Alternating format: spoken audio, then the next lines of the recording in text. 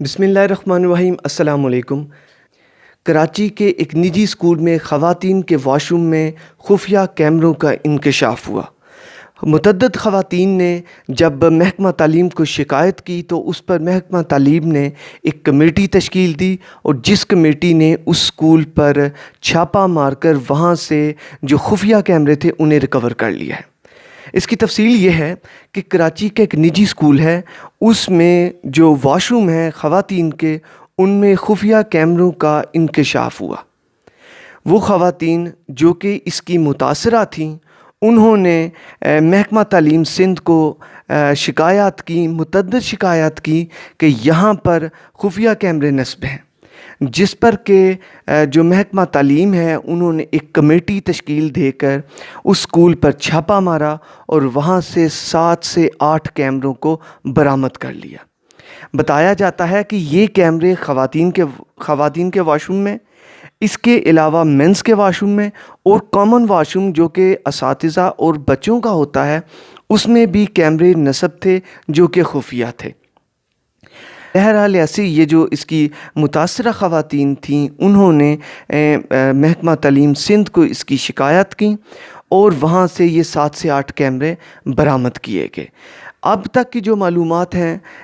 وہ محکمہ تعلیم جو سندھ ہے اس نے وہاں پر چھاپہ مار کر وہاں سے شواہد بھی اکٹھے کیے ہیں اور ان کیمروں کو بھی وہاں سے برآمد کر لیا ہے، مزید حقائق بھی وہاں سے جمع کر لیے گئے ہیں۔ اس کے بعد اسکول کی جو رجسٹریشن ہے اس نجی اسکول کی وہ منسوخ کر دی گئی ہے اور اسکول کو سیل کر دیا گیا ہے۔ اس میں جو کیمرے ہیں ہماری سکرین پر آپ دیکھ سکتے ہیں کہ یہ کیسے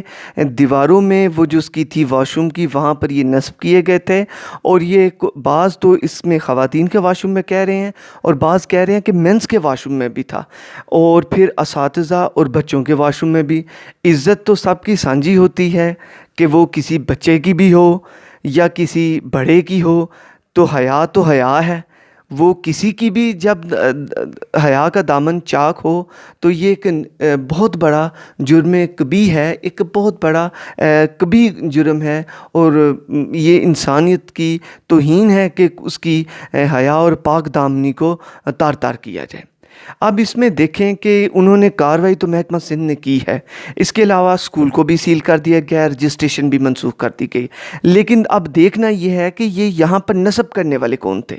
نصب کروانے والے کون تھے، یہ جو سٹیلنگ کی گئی ہے، یہ جو کیمرے نصب کیے گئے ہیں لگوانے والے کون تھے، اس کو لگانے والے کون تھے، اور یہ لگانے والوں نے بھی نہیں بتایا کہ ان واش روموں میں یہ جو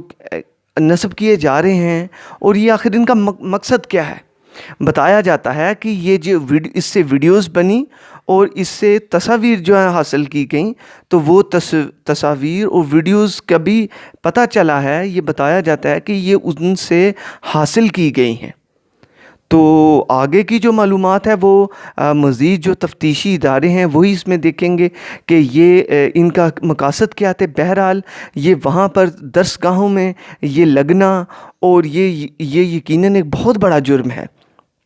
کہ کسی انسان کی حیا اور پاک دامنی کو تار تار کرنا۔ پھر اس کے علاوہ یہ ایک کیس نہیں، پاکستان میں ایسے کئی کیس ہوتے ہیں، ہم کئی اخبارات میں پڑھتے ہیں، یہ سننے میں آتا ہے کبھی کہ کسی بڑے برانڈ کے واش رومز میں لگا دیے گئے، حالانکہ یہ تو وہاں پہ انسٹال ان کا ہونے کا کوئی جواز نہیں بنتا۔